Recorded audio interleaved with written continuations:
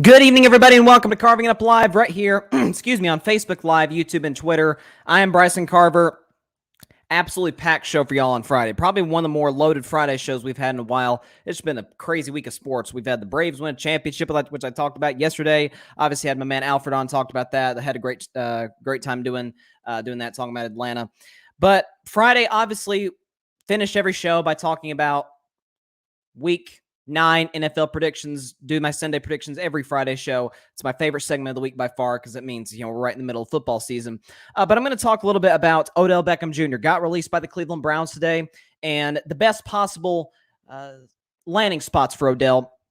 I'll talk about that, as well as more on Aaron Rodgers. He has said his piece. He was on the Pat McAfee show today, and yeah, he had a lot to say, and so I'll talk about that, as well as some of the wild things that he detailed in that interview, as well as the Lakers losing again to the Thunder, and not just losing to the Thunder, blowing another big lead in doing so, and without LeBron James. Going to talk about that later in the show, as well as the Colts' dominant win over the New York Jets. Going to react to the Colts, and especially the Jets, because there's something really, really interesting going on right now with both squads. And then, of course, going to predict a lot at the end of the show, and going to discuss Robert Sarver and the controversy going on, the owner of the Phoenix Suns. But first, Odell Beckham Jr., probably the biggest news of the day, was released by the Cleveland Browns. We kind of saw this coming yesterday. I talked about it. I wouldn't be surprised if within the next 24 to 48 hours that he's no longer Cleveland Brown. Well, this morning they cut bait. So Odell's a free agent now. And so what's great about this is that the Browns converted some of his salary bonus to his, his what he normally gets paid. And so they saved some money in the cap. They saved about $15 million or so, and Odell gets to choose where he gets to go. So both sides in this, mutual parting of ways, both sides pretty much won. But for Cleveland, let's talk about Cleveland before I get to Odell and the possible landing destinations. Cleveland. So they went and got Odell in 2019. Obviously, after Baker's rookie year, Baker had an excellent rookie season, played well. I believe he broke Peyton Manning's record for the most touchdown passes by a rookie. So, hey, hats off to him. I think Justin Herbert broke that record a year ago, but for a short while, Baker actually had the record. He played well, and the Browns looked to be on an upward tick. And then they made a very, very questionable head coaching hire. What's new, Cleveland? By hiring Freddie Kitchens, and obviously that didn't last more than a year. But they trade for Odell Beckham Jr. And they also got Olivier Vernon in the trade, if I'm not mistaken, from the New York Giants. And in 2019, Odell had injuries. Baker was garbage in 2019. I think he he was second in the NFL in picks to Jameis Winston. Obviously, Jameis threw 30 interceptions. Baker was close. Baker was not good in 2019. So we get to 2020. Odell's playing fairly well. He had one huge game against my Cowboys in week 4. I'm going to try and erase that from my memory. It's been kind of hard for me to do that. But he played well against Dallas, and then a couple weeks later, he tore his ACL. He's out for the year. And Baker Mayfield and the Browns, they go 8-3 the rest of the year. They win a playoff game in Pittsburgh, and then they fall to Kansas City in the divisional round. And so we get to this year, and we're like, hey, well, maybe if Odell comes back, this could work. Odell misses the first couple of games. Baker struggles a little bit. Odell's back in the lineup. Baker's still struggling. And it kind of all fell apart after that loss against the Steelers on Sunday. The loss against the Steelers at home on Sunday. Because obviously it started with really LeBron James, who was close with Odell, puts out the hashtag free OBJ tweet. So Odell had to tell him something, right? I mean, this wasn't like the day of the game. This isn't like emotions are running high. Like, we all tweet crazy stuff. We're all guilty of that. All of us sports fans, I've done it many of times. We're in the moment and we send out a tweet. We're like, oh, I shouldn't have said that, right? We're watching a game. That's how we feel. Wasn't that? LeBron said that 2 days after the game. So it really had nothing to do with just the Pittsburgh game by itself, but just the situation as a whole. And then right after that, even bigger news, Odell Beckham Sr., obviously his dad, put out an 11-minute video which I saw of tape from Odell with Baker, and Odell got open a lot. And Baker didn't get him the ball. Or Baker would put Odell in tough situations to try and make ridiculous catches. And so the pairing of those two never worked. 2.5 years, it didn't work.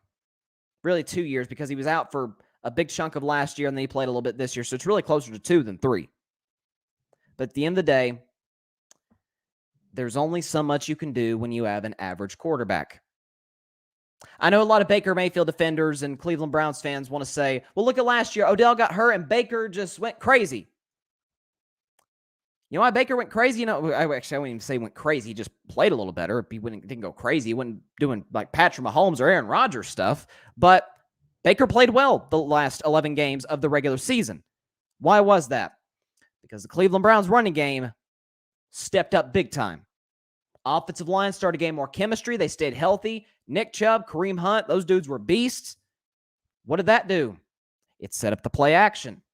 Because what defenses were saying, look at the tape, look at the tape, look at the tape. What defenses were saying is that Baker Mayfield, if we lose, Baker's going to beat us.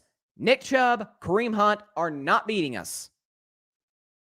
Use week 1, for example. Let's just think about this year. Use week 1. Nick Chubb, Kareem Hunt running wild on the Kansas City Chiefs. And then Kansas City, to their credit, starts to hold them in a little more, right? And all of a sudden, Baker's not quite as effective. And he was terrible in the fourth quarter. That was the story. That is the story of the Cleveland Browns.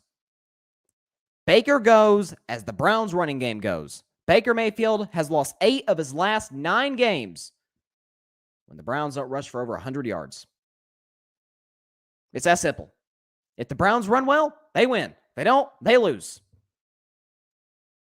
And Baker, look at his numbers when they are effective running the football, and look at his numbers when they're not.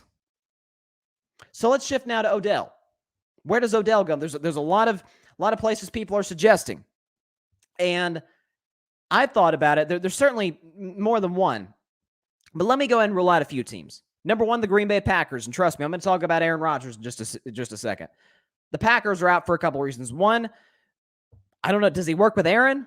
Is he okay with being the clear, defined number 2? He might actually be the number 3 just when he first comes in, behind Devontae Adams. Like, I love Odell. Devontae's absolutely better than him. Like, a strong case can be made Devontae's the best receiver in football. I think it's DeAndre Hopkins, but I think Adams is right behind him. I think he's 2. Add to it that Odell didn't like Cleveland from the beginning. I mean, he's in New York. I mean, Odell was really the biggest, quote-unquote, celebrity, if you want to use that term, in the NFL. Had the most Instagram followers. He's known internationally. Like, that's when you know you've reached celebrity status as an athlete, is when you're known worldwide. Tom Brady's known worldwide. LeBron James is known worldwide. Steph Curry, Kobe Bryant. Like, these guys are known all across the globe. That's what Odell was. Obviously, it was in large part because of the one-handed catch. A lot of it was he played in New York. Biggest media market in America. And so he goes to Cleveland, and obviously you got the quarterback issue, but you also got, dang, I was in New York. And now obviously they play in the Meadowlands, but you're like, I was in the Marquee, and now I'm in Ohio. It's nothing against Ohio or Ohioans, but it's different. And so you think Odell's going to want to go to Green Bay? Yes, the quarterback, huge upgrade. Rodgers over Baker, obviously. But there was a reason that the Packers is so big. The Packers brand itself is so big. It's the only thing to do in Green Bay. That's it. Again, this isn't a shot at Green Bay, but it's just the truth. There's not a ton of things to do in small town Wisconsin. And so I don't think Odell would really like it there. Another situation I've heard, and this one's at least interesting, but I don't think it works. And that's the New Orleans Saints. You're like, why not? Like, Odell's from Louisiana. He played at LSU, right? So he'd enjoyed there. He's kind of coming home somewhat. You got Sean Payton, who's one of the 2 or 3 best offensive coaches in football, along with Andy Reid and Sean McVay. You're right in the thick of the race. You're only a half game behind the Tampa Bay Buccaneers. Not saying that they're going to win, but hey, they're in it. They beat them on Sunday. But I think it'd be a perfect fit if Jameis Winston was healthy. Trevor Siemian, hey, maybe he'll be the Mike White. Like, Mike White obviously played amazing against the Bengals on Sunday, was playing pretty well against the Colts until he got hurt. Maybe that's Trevor Siemian. I mean, Sean Payton makes every quarterback work. He really is like Andy Reid. Like, every quarterback that's under Sean McVay works. But I don't see, you put Odell in New Orleans, I don't think it works with Trevor Siemian. I really don't. And so I think that's out. Here's why I do think it would work. Number one, Kansas City. Now, to me, this has been an underrated story. The Chiefs really miss Sammy Watkins. But, they really miss him. Because what they had, Sammy is what made them kind of the perfect offense, if you will. Because they had the superstar tight end, right? Travis Kelce. They got the burner receiver, the fastest player in football, Tyreek Hill, who defensive coordinators are having nightmares about. You've got another speedster in Mecole Hardman. And then you've got your possession receiver, big possession receiver, Sammy Watkins. Now, albeit he's had injury issues, but that's kind of what he was. Now, Odell can run, but he has had injuries, and even if Odell was the healthiest he's ever been in his life, he's still not faster than Tyreek Hill. Well, let's just get that out the way right now. But Odell could play somewhat of a, a glorified Sammy Watkins role. That could work. And plus, Patrick Mahomes. Now, Mahomes hasn't played great as of late, but that could be one that would work. So I think the Chiefs work. Sticking in that division, how about the Raiders? Obviously, the Raiders have been through it this year, man. You had the John Gruden situation, and then he got a way more tragic, set of circumstances with Henry Ruggs. My thoughts and prayers and my heart goes out to the family of the 23-year-old woman who lost her life. Just a devastating, heart-wrenching, heartbreaking, situation. And, God bless those people. But the Raiders, all of a sudden, of course, they release Ruggs. They're in need of a receiver. Odell Beckham's on the market. Go and get him. You've got Darren Waller. You've got Josh Jacobs. Got a good offensive line. Derek Carr, as I've said on this show all year, is criminally underrated. Since they got the cancer out of the locker room that is John Gruden, they're on a roll. They're leading their division. So what you would have is a situation where Odell goes back to being the absolute clear number one. And I think he'd work with Derek Carr. Veteran, good leader, they work. Barry, shout out to him. He's my man. All Even Podcast. Dumpster fire organizations tend to make bad moves for good players to seem competent. Overrated quarterback with an inflated ego paired with a diva, really good wideout, plus the pressure equals disaster. Odell to the Chargers or Raiders. Book it. Patriots too. I didn't think about the Chargers. They've obviously I don't know if they need Odell. Maybe, hey, how about this? Maybe the Chargers do with Odell what the Buccaneers did with Antonio Brown. Now, there was a much bigger risk to me with Antonio Brown because you had all sorts of off-the-field issues with him. So I think that's kind of different, but maybe that's the risk they take. But they've already got a plethora of receivers. Obviously, Mike Williams, who's done nothing for me in fantasy. Come on, what's up, Mike Williams? You got Keenan Allen. Jared Cook has been in this league for a while, although I think there's a reason he's bounced around the league. But he's still talented. Austin Eckler out of the backfield. And, of course, Justin Herbert's one of the 10 best quarterbacks in football. So that could work. And then you suggested the Patriots as well. The problem is with the New England Patriots, the way they run their offense doesn't suit OBJ. OBJ likes to go over the top sometimes. That ain't what the Patriots do. And that darn sure is not what Mac Jones does. As a matter of fact, of the 35 qualified quarterbacks, Mac Jones is somewhere at 32nd in yards per attempt. He does not push the ball down the field. That was one of my biggest criticisms of him out of Alabama. So I don't know if that would really work. And like I said, Barry and everybody, Odell's best years were with Eli Manning. Now, we can say what we want about Eli Manning. Is he a Hall of Famer? Is he not? Whatever. But what he had in Eli was a quarterback who didn't feel pressure to get him the ball. Like, Odell's not going to throw it to Odell if Odell's not open or if he doesn't think Odell can make a play. And so you've got a veteran, young, smart quarterback, and then you got a Baker, who's the opposite of Eli Manning. And so that's why I think Derek Carr would work. That's why I think a team, Patrick Mahomes maybe could work.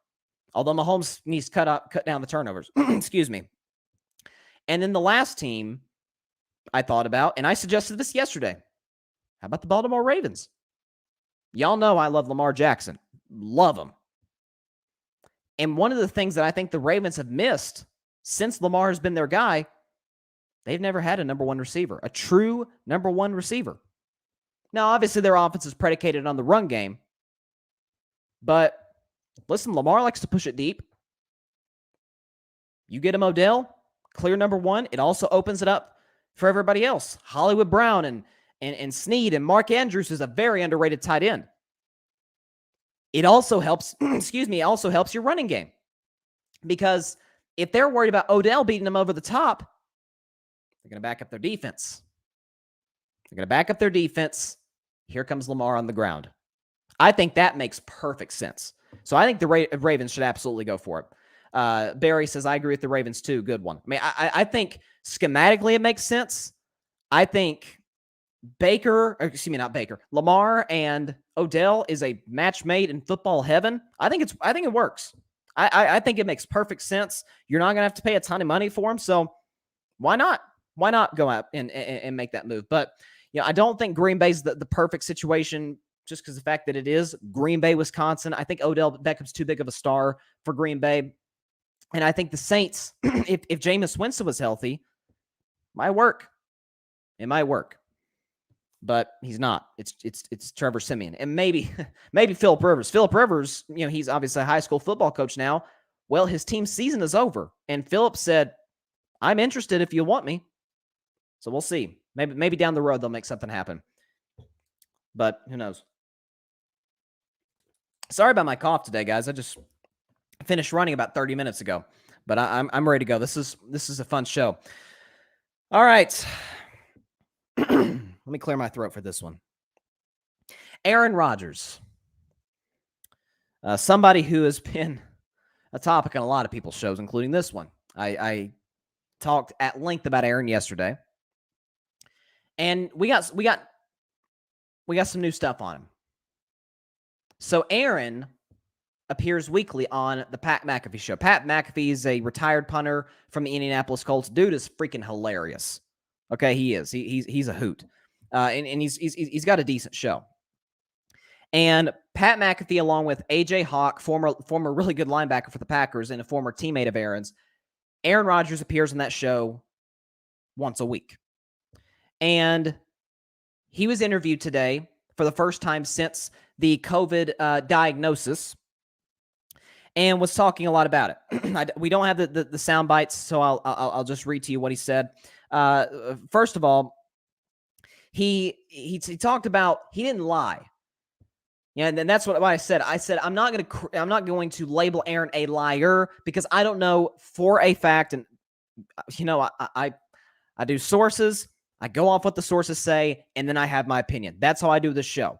So, to my knowledge, he doesn't have a lengthy history of doing this. But in this situation, Aaron Rodgers flat out lied. Point blank. He thinks otherwise. He said, quote, and at the time, my plan was to say I had been immunized. It wasn't some sort of ruse or lie. It was the truth.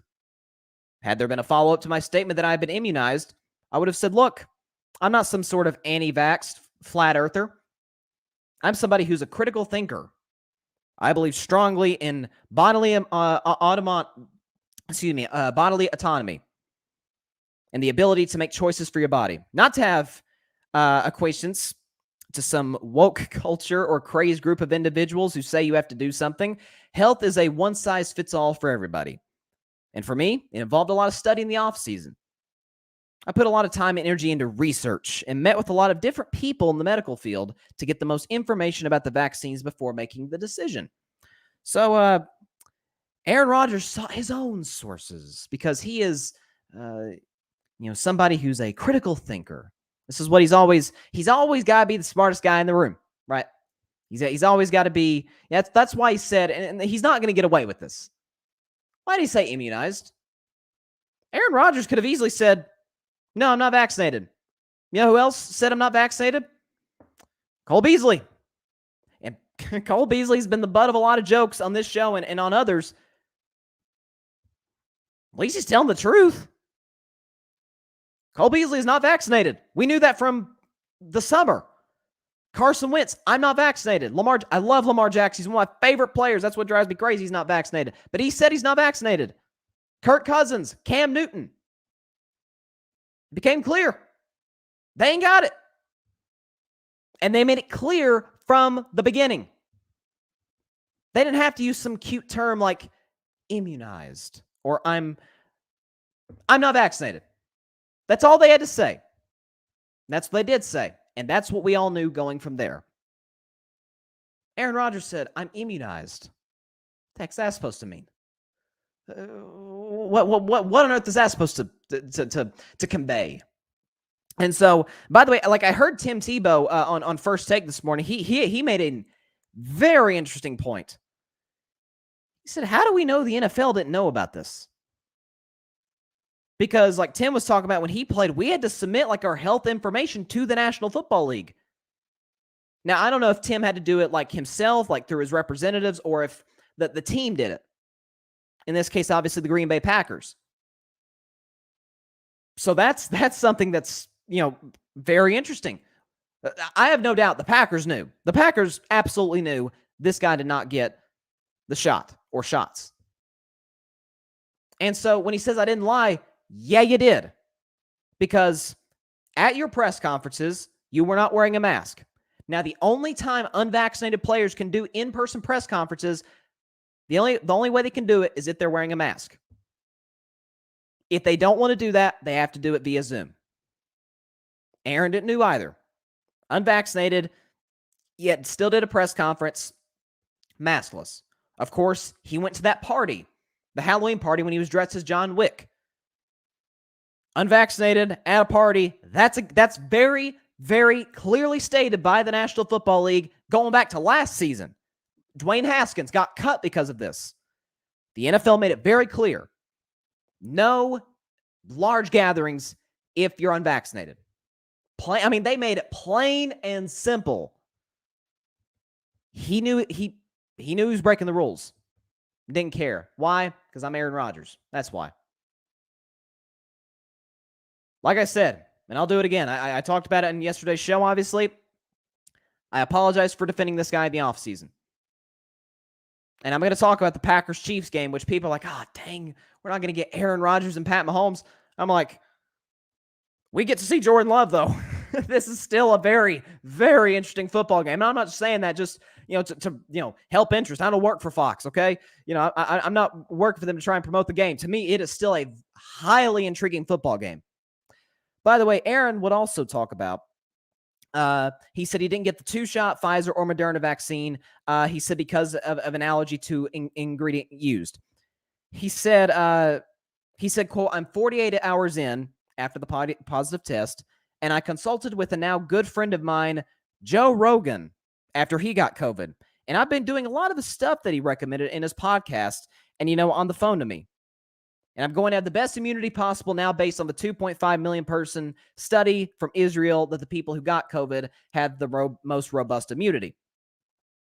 Okay. Also, there was multiple studies as well that those who had gotten COVID and had gotten the vaccine were even more protected from not necessarily just getting the virus, but more importantly, not being hospitalized. That's the whole point of getting the vaccine, is so you don't have to go to the hospital. I mean, just like I said, I said this about a month ago on my show, just right here in my state of Tennessee, 99.6 of COVID-19 hospitalizations have been people who have been unvaccinated. I mean, the science is pretty dead and clear. But Aaron said he consulted with Joe Rogan. Joe Rogan's a podcaster. We already knew that. He's not a health expert. And so, like, I remember when Joe Rogan got COVID and people were like taking his medical advice. I'm like, well, he's not a medical expert. He's a great podcaster.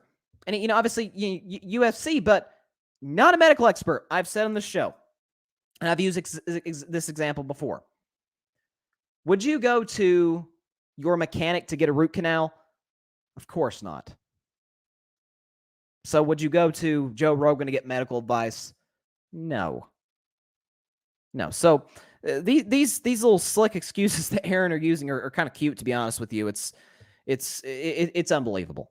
And the Packers are starting to look really, really, really right. And can you imagine if Jordan Love goes out there and balls out against the Chiefs? Oh my goodness, I cannot even imagine what I would say on Monday's show. Whew. Obviously, it would lead off. That would be unbelievable. So, just more ridiculous BS from Aaron Rodgers. I mean, he's talking about woke this and cancel culture and the media mob. I'm like, what? You're going down a crazy, weird conspiracy theorist rabbit hole here. The media is not a mob in this situation. They just reported what happened. Aaron Rodgers tested positive. Aaron Rodgers is not out for a small amount of time because he's unvaccinated. He's out for, I think it was 10 days. Like Devontae Adams, he was in the COVID list last week. He's back. Devontae Adams is going to play on Sunday. So I just, there's so many fallacies in what Aaron said in this interview. It's classic case of Aaron being Aaron and trying to be the smartest guy in the room. Kyrie Irving. I've been very critical of Kyrie Irving. I'll give Kyrie this. He didn't lie. He said, I didn't get it. Aaron Rodgers thought he was slick. Barry says, here's the thing. It's why Aaron has been the black sheep in regards to the greats because of his weird behavior. However, Green Bay has a lot to do with this. I totally agree, Barry. There is no way that the Packers did not know that this was something going on. I refuse to believe that. So that's where I'm at. So this is Aaron Rodgers being Aaron Rodgers, and the Packers trying to cover it up, and not surprising. Barry says a player can ask for anything they want, but it is the organization that needs to say no. Totally agree. Totally agree, my man.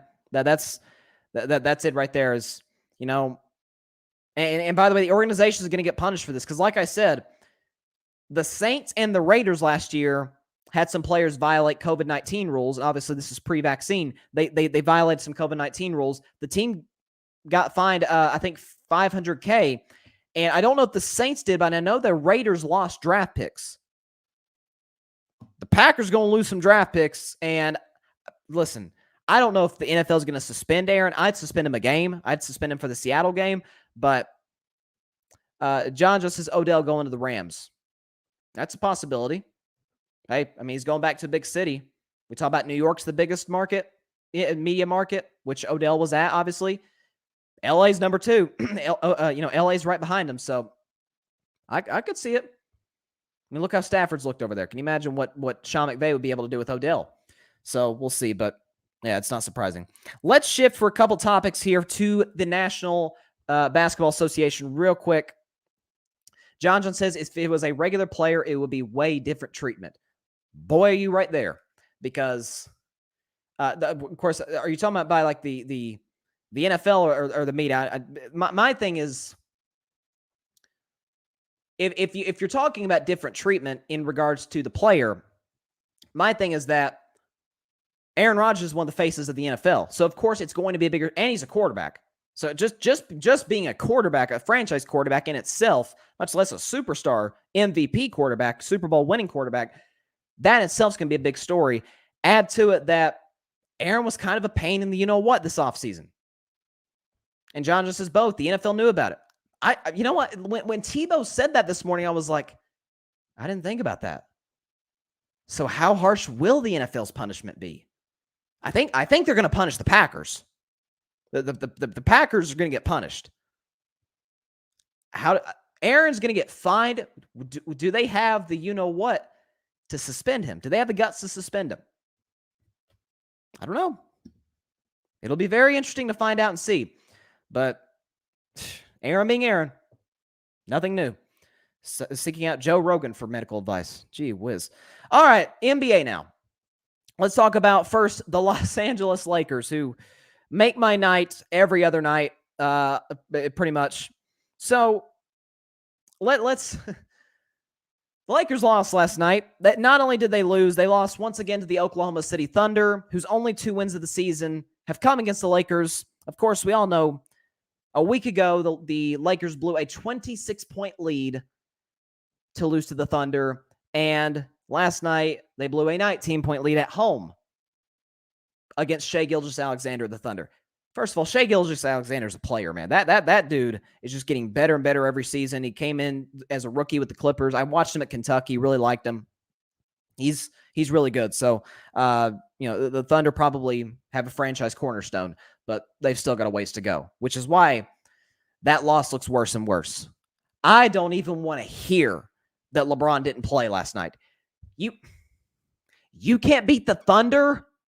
I know, like I said before the season, LeBron's the only thing I liked about the Lakers. The only thing I liked about the Lakers.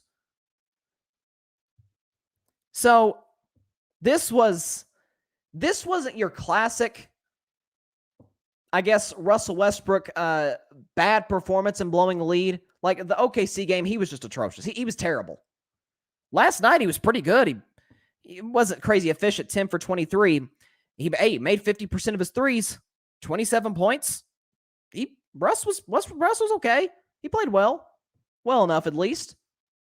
But it was, once again, key turnovers, going 1,000 miles an hour. Russ knows one speed. And I've said it over and over. Slow the game down. It's what LeBron is so great at. Slowing the game down, getting the best shot, putting your teammates in the best situation possible, putting yourself in the best situation possible to make a productive play offensively. Russ don't know how to do that. He knows one speed, 1,000 miles an hour, attack, and he went out of control and lost the basketball out of bounds. And then at the end of the game, Carmelo Anthony couldn't miss. Again, 5 for 10 from 3. Carmelo's been on fire. Yeah, I know, John, he's your guy. Carmelo's been amazing in the last week. Amazing. And he's on the floor. Again, Carmelo's 5 for 10 from 3. 21 points. And who takes the final shot to try and tie it against the Thunder? Russell Westbrook. How much does this remind us all of the days of OKC? KD's on fire, scoring 30, knocking down shots, and it's Russ who's taking the final shot, not Kevin Durant. This is why KD left. Because he's like, if the franchise is not going to acknowledge, I'm the better player. It's John, by the way, he's got the Carmelo Anthony hashtag right there. Melo's balling. I mean, he's been great. Why does he not get the last shot? I mean, even Frank Vogel, the head coach, who, by the way, deserves blame too. Going to get to him in just a second. But even Frank Vogel said after the game, yeah, that wasn't what we wanted. We didn't want Russ jacking that 3.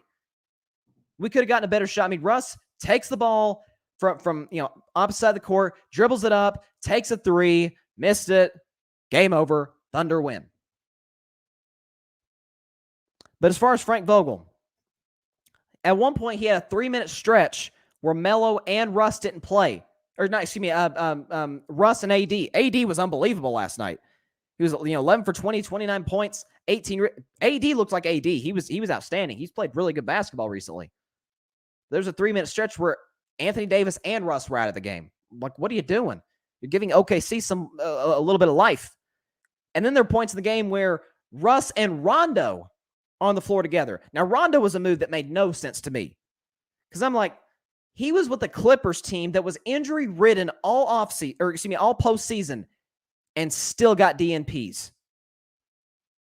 Still had multiple games where Rajon Rondo did not touch the floor for 1 second. And he's just going to come back and he's going to be an impact player. John just says Russell got to look in the mirror. I think it's too late for that at this point, because Russ has been doing the same thing. This is now his 14th year in the NBA. He's not going to change. He's not going to change the way he plays. He's won an MVP doing it. He's the NBA's all-time leader in triple-doubles because of it. He's not going to change. Not going to change the way he plays. And that is why the Lakers made a terrible move in signing Russ. Kent Bazemore. Barry, I'm sorry I got to expose you, Barry, but you texted me earlier today about Kent Bazemore, and I'm like, I told you. Kent Bazemore was with my Warriors back in 2013-14. I remember that season well. They won 51 games, lost to the Clippers. He was with us then. He came back last year. Kent Bazemore drove me nuts as a Warriors fan, because last year, all the defenses, they're keyed in on Steph. They're double teaming him, sometimes even triple teaming him. And Steph or Draymond would set up Kent Bazemore all by himself, wide open, all kinds of time to get ready to knock down a corner three. He'd airball it sometimes. He would brick it others. Like, I'd actually be surprised when the shot went in. Seriously. And so the Lakers, this is the second step with the Lakers. I'm like, why would you? That doesn't make sense. Why would you go out and get Kent Bazemore? That doesn't work. Guys like DeAndre Jordan. DeAndre Jordan got multiple DNPs with the Nets last year. He doesn't work. So, obviously Wayne Ellington played last night. It's his first game. He 1 for 6, 1 for 5 from 3. It'll take him some time, but even that was a move that I was like, what are you doing? So this is what the Lakers are going to be. Listen, they're going to have games where they look like the best team in the world. Now, LeBron's out for about a week with an abdominal strain, which is not good news at all for the Lakers, because they got Portland tomorrow. They got the Hornets, Miami, who's playing great basketball, then Minnesota and the Spurs. So there's definitely some winnable games, but then again, you shouldn't beat the Thunder. You should obliterate the Thunder. Anthony Davis and Russell Westbrook should have ice in their knees in the fourth quarter. They shouldn't play 1 second in the fourth. This is the second time. OKC is not a good basketball team. They're tanking. And they're coming back from 20-point leads twice on you guys. A big reason for that, by the way, is they can't play defense. As bad a fit as Dennis Schroeder was with them last year, and I heard multiple reports that Bill Plaschke, I think, talked about it. LeBron didn't really like Dennis Schroeder. Anthony Davis didn't like Dennis Schroeder. Kind of a locker room enigma. Like, they didn't really like him at all. There's a reason he's kind of bounced around the league. At least Dennis Schroeder can play defense. At least guys like Danny Green. KCP's an underrated defender. They had guys like that. They don't anymore. LA kind of did what LA has done multiple times in the past. Just put together stars and it'll work. Our best player will figure it out. Think about 2012. Kobe Bryant, Pau Gasol at the end of his prime, probably coming out of his prime, and then they go out and get Steve Nash and Dwight Howard, and it didn't work at all. Steve Nash, end of his prime. Same with Pau Gasol. Dwight Howard did not work at all in LA. Kind of the beginning of the end of Dwight Howard as a superstar. And Kobe Bryant had to play so many minutes that he, of course, tore his Achilles toward the end of the regular season, and that was that for the Lakers. Same situation here. LeBron in year 19, age 37 in a month and a half. Only thing I like about this team. Only thing. If LeBron, listen, I talked about last year. I said this. You can go look at the tape. I said if LeBron leads the Lakers to a championship, I'm going to call him the GOAT over Jordan. I said that last season because, the Lakers were kind of a mess. If he does it this year, man, I think I'll have to. That would be unbelievable. Anthony Davis, AD's been balling right now. He clearly took this offseason seriously. Credit to Anthony Davis. But you hold your breath because he gets hurt a lot. He's got an injury history. And Russell Westbrook, you can never trust. This roster, sorry to continue to do this, it's the oldest roster in NBA history. That doesn't win championships. You need a good mix of young players, veteran players, and a superstar or maybe two. Look at my Golden State Warriors right now. Not to flex my Warriors muscles, but they've got their superstar, Steph Curry. They've got their heartbeat of their team, Draymond Green. Their second best player isn't even back yet, Klay Thompson. Can't wait till he comes back, man. You've got a good mix of young players. Jordan Poole, balled on Wednesday. He's been excellent this season. You've had guys like Juan Toscano-Anderson, who's a good hustle player. You got a good mix of veterans. Otto Porter, good shooter. Bielitsa, nice spot up man, spot up big man. Like, they've got a good mix of players that work together. Kevon Looney, even for his size, excellent perimeter defender. Lakers just going to throw a bunch of stars together and it'll work. LeBron will find a way to make it work. That's not how you win championships. I mean, Steph Curry scored 15. Steph Curry was terrible on Wednesday. I mean, he had a few threes, but he was, for the most part, not himself on Wednesday night. And the Warriors beat a good Charlotte team by 22. Just saying. And they don't have Klay back yet. Golden State is so much better than the Lakers. All right. So moving on from the Los Angeles Lakers, a little more serious topic. I think I briefly touched on this, I think a couple weeks ago, 2-3 weeks ago, if I'm not mistaken, the Robert Sarver story, who is, he's the majority owner of the Phoenix Suns. And we had heard a tweet from Jordan Schultz of ESPN that, hey, there's some stuff in regards to possible racist activity. And of course, the NBA was going to look into it. Well, Baxter Holmes wrote an article for ESPN, and it is bad. Like what this article is talking about, it's not good. So the article starts by talking about the Suns played a home game on October 30th of 2016 against the Warriors. I remember this game fairly well. And the Warriors, of course, that was the first year they had KD. They beat Phoenix. And Robert Sarver walked into the coach's locker room after the game.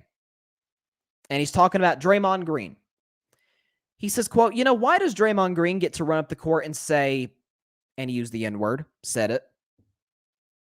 And Earl Watson, who was the coach of the Suns at the time, who is black, he said, you can't say that. And Sarver replied, quote, why? Draymond Green says, you know what? And Watson says, quote, you can't effing say that. And so this is kind of a glimpse into what the Suns ownership has been like. I mean, a Suns co-owner said, unnamed, said, quote, the level of misogyny and racism is beyond the pale. It's embarrassing as an owner. Another Suns basketball executive said, there's literally nothing you could tell me about him from a misogynistic or race standpoint that would surprise me. Now, through his legal team, Sarver said, quote, I've never called anyone or any group of people the N-word or referred to anyone or any group of people by the N-word, either verbally or in writing. I don't use that word. It is abhorrent and ugly and denigrating against everything I believe in. So, yeah. This is what we know, based on this article. Now, again, the NBA is investigating, and I do hear some people comparing this to Donald Sterling. I think this is different from Donald Sterling in that we had heard something like this, and maybe this develops into something like Donald Sterling, but as of now, it really isn't. But when the whole Donald Sterling thing happened, we had heard reports, we'd heard some stuff, and then the tape came out from TMZ, and we were like, okay, yeah, he has no business being in the NBA. And Adam Silver swiftly came in. He said, goodbye, you're out of here. Banned for life, as he should. And Donald Sterling did an interview after that with CNN, but that was just like, it made him look even worse. John just says, get him out of there. It's not good. It's not good at all. And if these reports do in fact hold the truth and they they don't sound like they're lying, then he has no business being the owner of the Phoenix Suns and should be booted from the National Basketball Association. That's simple. I mean, you had also, I think it was like 70 women that worked for the team that said, that accused him of sexual misconduct, misogyny. I mean, this guy, since he became the owner in 2004, this is kind of who he is. And so, I mean, he clearly feels comfortable just walking in the coach's locker room with a black head coach using the N-word. And Earl Watson was like, bro, you can't say that. You don't use that word. So it's, again, if it is in fact true, and it sure looks bad that he shouldn't be in the NBA as an owner. Plain and simple. So I would definitely suggest you, everybody out there, read this article, because it makes Robert Sarver look really, really, really bad. And if it is true, Adam Silver should, and I know, knowing Adam Silver, will get him out of the league. So it's not good. All right, moving on from that to a little more lighthearted topic, our my favorite topic of the week. It is Friday. We're at the weekend. Let's go. And it is time for my Week 9 NFL predictions. Of course, I had a terrible week last week. I mean, I was 7-8 after coming off of 3 consecutive weeks of correctly predicting double-digit games 3 weeks in a row. Last week, 7-8, unacceptable. I mean, my upset of the week was off, way off, and my if I were a betting man was way off as well. So I feel good about this week. I'm 1-0, although the Colts did not cover the spread last night. By the way, the Colts look great. Jets, I mean, I know Zach Wilson's a rookie, but Josh Johnson, who wasn't even in the NFL for years, he looked good. Mike White looked good. Got a lot of playmakers with the Jets involved. Zach Wilson. I mean, I didn't like Zach Wilson out of BYU, and then I started to see some stuff the preseason, and then that one game he won against the Tennessee Titans, I'm like, okay, maybe I could. I'll let the rest of the season play out. I'll let the rest of the season play out. But you had the second string and the third string quarterback come in there and light it up. I mean, the Jets were a Johnson interception away from making that a one-score game. Like, they almost came back and at least made the game somewhat interesting with the Colts. Could Zach Wilson have done that? I don't know. Turns the ball over a lot. That's the main concern. So, I don't know. Can he do it? But, so I'm 1-0. I picked the Colts. I didn't think they'd cover the spread. They did. They almost did. And again, the Jets made a heck of a rally in the fourth quarter. But Colts won. I'm 1-0. I feel good. And so let's start with one that's a game that's going to have a lot of eyes on it. You've got the Cleveland Browns taking on the Cincinnati Bengals, the Battle of Ohio in the AFC North. Great division matchup. The Bengals, as it stands right now, are favored -2.5. Obviously, talked about the Browns start the show. Odell didn't fit there. And right now, this Browns offense is kind of a train wreck. They're not playing well. Baker's playing horribly. They're running the ball somewhat well, but now, albeit they played the Steelers last week, but hey, the Bengals defense, it's gotten better this season. They didn't play well against the New York Jets, but for the most part, they played well this season. They bounced back from their poor play last year. But what I think is really interesting is that a year ago, it was actually the game that Odell got hurt. Joe Burrow, with a terrible offensive line, remember, Jamar Chase wasn't there yet. Terrible offensive line, awful defense, almost won the game. They almost won the game. And so this year, he's got Jamar Chase, who's on fire, one of the hottest receivers in football.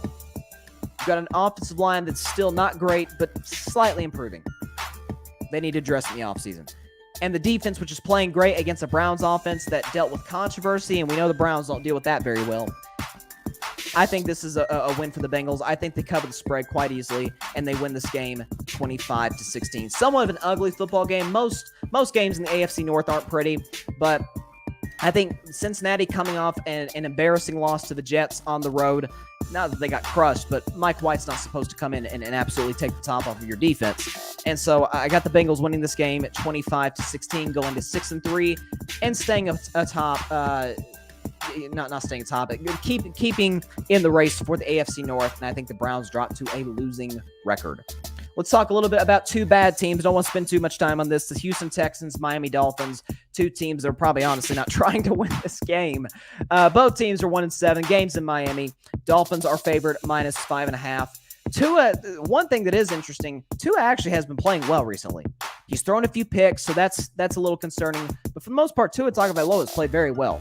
And so with that said, against a bad Houston defense, I think the Dolphins win this game 27-14. Houston's just they're a mess. I know I say this every week, but there's nothing to like about Houston. Absolutely nothing.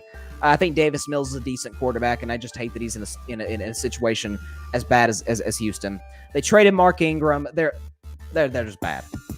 So Tua's gonna play well against what could very well be his future team. It is what it is.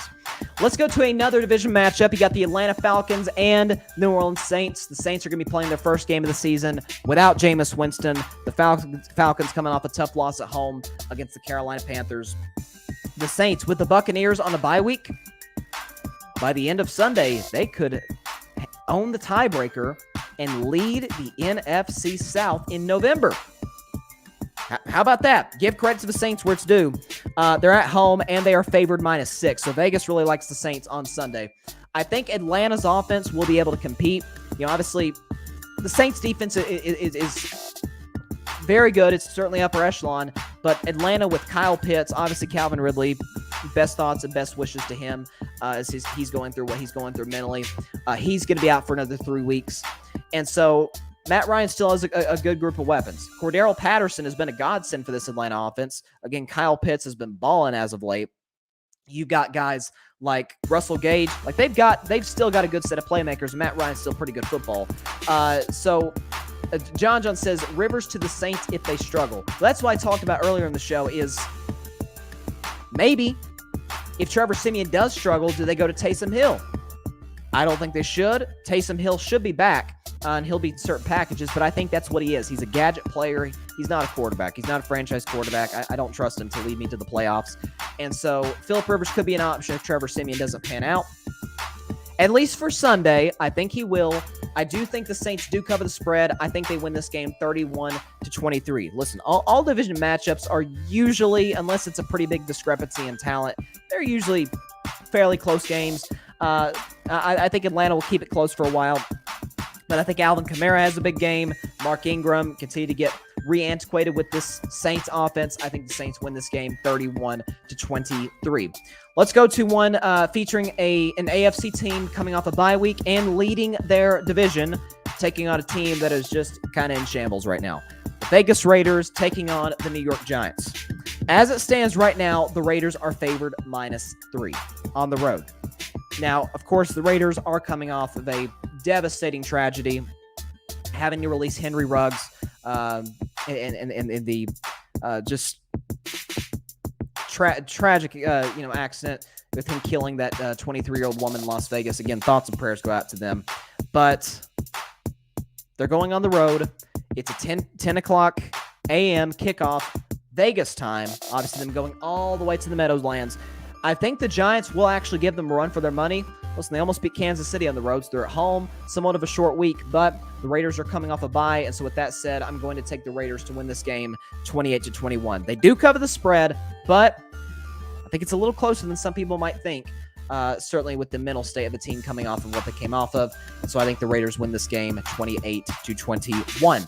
Let's go to my Dallas Cowboys hosting the Denver Broncos. Dak Prescott, 100%, will be back. He will be back in the starting lineup under center for the Dallas Cowboys against a Broncos team that won last week ago over Washington, but they traded Von Miller. So that in itself goes to show you they're not tanking, but they're definitely looking forward to the future. Real quick, John just says he might be at the game. I believe he is talking about the Giants and the Raiders.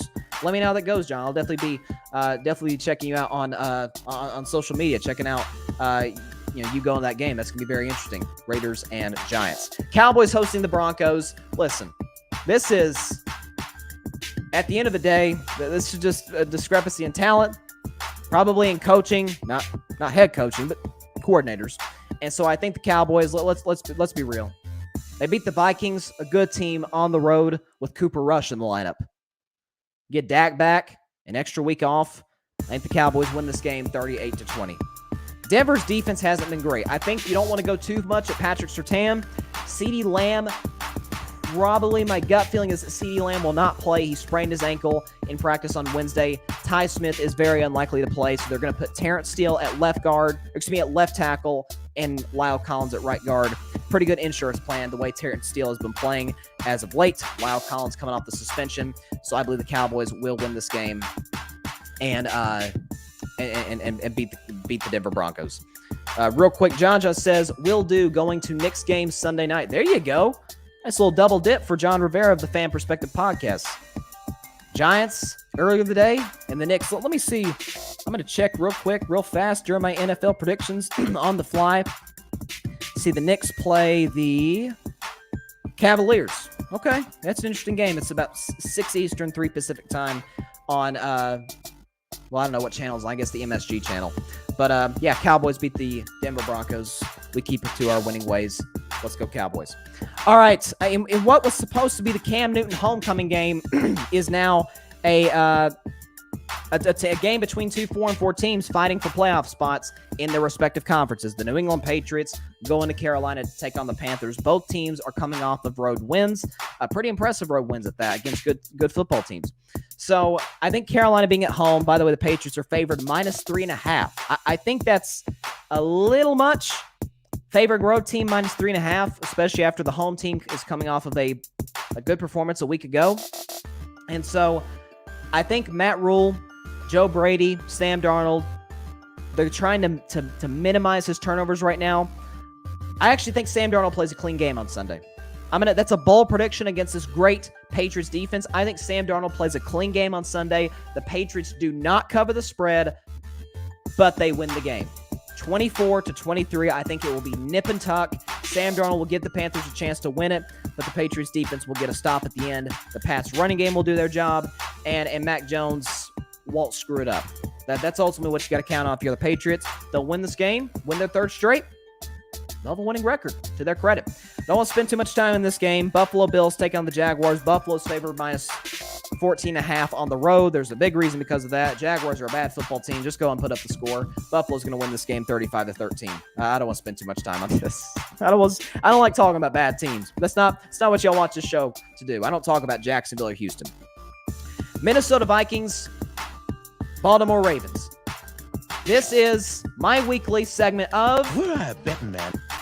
If I were a betting man, I look at the line.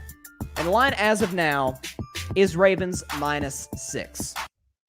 It is Ravens -6. I'm going to stop the music for a minute because this is very important. It's if I were a betting man. Ravens are favored -6. The Vikings are coming off a tough loss against my Cowboys at home last week. You're looking at a team in Baltimore that is also coming off a bad loss, against the Bengals. A blowout loss. But Baltimore's coming off a bye. John Harbaugh is really good historically off a bye. And with that said, I'm going to take the Ravens to cover the spread and win this game 34-24. Coming off a bye at home against a team that is just deflated after their loss last week over a team that they probably should have beaten with a backup quarterback in the game at home, Sunday Night Football. So I think the Ravens will win this game, cover the spread 34-24. If I were a betting man, I'd take the Ravens to cover the -6-point spread. Let's go to the Los Angeles Chargers. Going into the afternoon slate of games now. The Los Angeles Chargers going cross-country to take on the Philadelphia Eagles. Now, the Chargers are coming off of back-to-back losses. The Eagles are coming off a win over the Detroit Lions. Let's not take that too seriously. I do think that Philadelphia does give the Chargers a fight. The Chargers aren't playing with a ton of momentum. Justin Herbert did not play well at all last week against the New England Patriots. But with that said, I do think they go on the road. They beat Philadelphia. I think they're not Justin Herbert. I think Jalen Hurts turns the ball over a few times for the Eagles, and it really hurts them in the long run, and that will be the difference. Chargers will win this game and cover a spread that only has them favored minus 1.5. So, they're not huge on the Chargers right now. I got the Chargers, though, winning this game 28-18. Let's go to now my upset of the week. Upset of the week. You got the Green Bay Packers taking on the Kansas City Chiefs. Put up that score right now without Aaron Rodgers. 7.5-point underdogs. I'm going to take the Green Bay Packers to upset the Kansas City Chiefs on the road. Listen, Kansas City, I've been on this for probably a month. They're not playing good football right now. Plain and simple. The Kansas City Chiefs are not playing good football at all. The offense has struggled. Mahomes is turning the ball over. The defense, they played well last week against the Giants.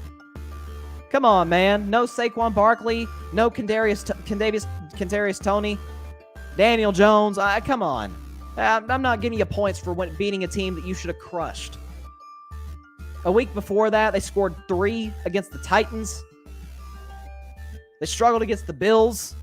This team's in kind of in shambles right now. I'm not saying they're not going to make the playoffs.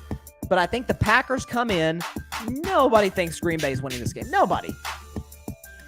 I think the Packers come in and they shock the world. Excuse me, wrong score. I think they win this game 28-24. Packers 28, Chiefs 24. John just says, can the real Chargers stand up? And he's got the eyeballs emoji. He's surprised. I'm sure a lot of you are. Listen, I got the Chargers, or excuse me, I got the Packers upsetting. I think Jordan Love against a bad Chargers defense does not turn the football over, probably throws a touchdown. Aaron Jones does his thing, puts the ball in Jordan Love's hands in good situations. Third and shorts, control the clock, keep the ball out of Patrick Mahomes' hands. The defense doing what the defense did last week against the Cardinals, forcing a couple of turnovers. That'll be the difference. Packers get the upset. So, I know people aren't quite as excited about the game because Aaron Rodgers is out.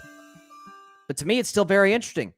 Kansas City, is this their time where they bounce back? And as for the Packers, is Jordan Love that guy? How bad do they need Aaron Rodgers in the future? We know they need him for this season, but in the future, is Jordan Love that guy? We'll find out. Let's go to the last afternoon game. You got the Arizona Cardinals taking on the San Francisco 49ers. The Niners, this is the line that really surprised me, are favored -2. This was almost if I were a Bettin Man, but I decided to go with the Ravens over the Vikings just out of respect for Lamar Jackson and John Harbaugh. But the Niners struggled with the Bears last week. Garoppolo played well, but he's kind of a head case right now. What's Kyle Shanahan doing? Are they trying to make the playoffs? Do they want to see what Trey Lance has? There's just way more questions than answers with the Niners right now. With the Cardinals, listen, they're going to come in pissed off. Tough loss against the Packers last week at home. Obviously, the heartbreaking play there at the goal line, AJ Green not turning around, and the basket's picked off. I think that's ultimately what's going to fuel this team on Sunday against the Cardinals. And so I think they win this game. Same score as the upset of the week, 28-24. I think the Cardinals win this game, get it done on the road against a 49ers team that's kind of having an identity crisis, in my opinion. Final game on Sunday, final prediction for today. The Tennessee Titans taking on the Los Angeles Rams, who are on absolute fire right now. So are the Tennessee Titans, but they just lost their best player and a guy who I thought was in the top 5 for MVP, Derrick Henry. He very well could be out for the rest of the season. If he does come back, it'll be at the tail end of the season. The Titans were starting to build a compelling case that they should be Super Bowl contenders, or at least considered that, and they just lost the driving force of not only their offense, but their entire football team. But I don't think the Titans are going to roll over and die. I mean, the spread as it stands right now, they love the Rams. Rams -7. And to their credit, Cooper Kupp is having quietly, I feel like nobody's really talking about this. Cooper Kupp is having one of the best seasons any receiver has ever had. Ever. He's doing his thing. Matt Stafford is balling right now, making the Lions look worse and worse. Sean McVay is doing his thing. He's excited, as he always is, That's Sean McVay, as you can see in this clip right here. He's always excited. He's high-fiving. He's fired up. That's Sean McVay. That's the energy that he brings to this football team. But I think equally Mike Vrabel is that type of coach. He always has his guys ready to play, which to me is the mark of a great coach. And I don't think the Titans are just going to roll over and die here. I really don't. I think they're going to give the Rams a good fight, but the better football team is going to win at home. The Rams get this thing done 30-28. Rams win this game. They don't cover the spread, but I do think is at the very least an interesting football game. But the Rams are the better team. The Titans, they've kind of heard the "we're done" narrative. I think they're going to want to come out and prove that wrong. But I do think they do ultimately come up short. John just says Jimmy didn't play last game, and the 49ers still should have won. I'm not real sure about that. I'm pretty sure Garoppolo played against the Bears. Let me find that. Let's see. Yeah, he played. Garoppolo played last week. 17 for 28, 322 yards. And Jimmy ran for a touchdown, had a passer rating of 100. And a QBR, by the way, of 85. So, they seem to like the way Garoppolo played. But I'm trying. What are you referring to when you say that Jimmy didn't play? I don't know. But I mean, listen, that's what's tough about the 49ers right now. They've got this young kid who's they believe that is the future of the franchise. John just says no against Arizona. So yeah, he's talking about the last game against the Cardinals. Yeah, I mean, I almost said Kyler Murray. Yeah, well, Kyler Murray, the quarterback of the Cardinals. But yeah, Trey Lance made some mistakes, made some good things happen. I still don't think he's quite ready to play yet. I think Trey Lance is absolutely the future of the San Francisco 49ers. I said during the draft, I think of the first-round quarterbacks that Trey Lance is going to have the best career, and I still believe that. But I don't think he's ready to play right now. That's my only thing. But yeah, if Jimmy plays, maybe they do win. I think the final score is like 17-14, so it was close. But and I think this game will be close. But I think ultimately the Cardinals, the fuel of coming off of last week's loss, I think they ultimately get it done. But it'll be a good one. There's some really good NFL games this weekend. So some pretty good college games. Obviously talked about the college football playoff yesterday. I think they absolutely got the top four right. I probably would have even though Oregon beat Ohio State, I think Ohio State's playing better than Oregon right now. C.J. Stroud is putting together a very good, Heisman case, certainly along with obviously, Bryce Young and just the unbelievable players, that Michigan State has as well. So it's going to be a good week in college football. I can't believe this kind of made me sad when I looked at it yesterday. I'm like, crap, we've got like a month left of college football before, the bowl games. It's like, why's the season so short? Only like 12 games. But listen, good weekend of sports.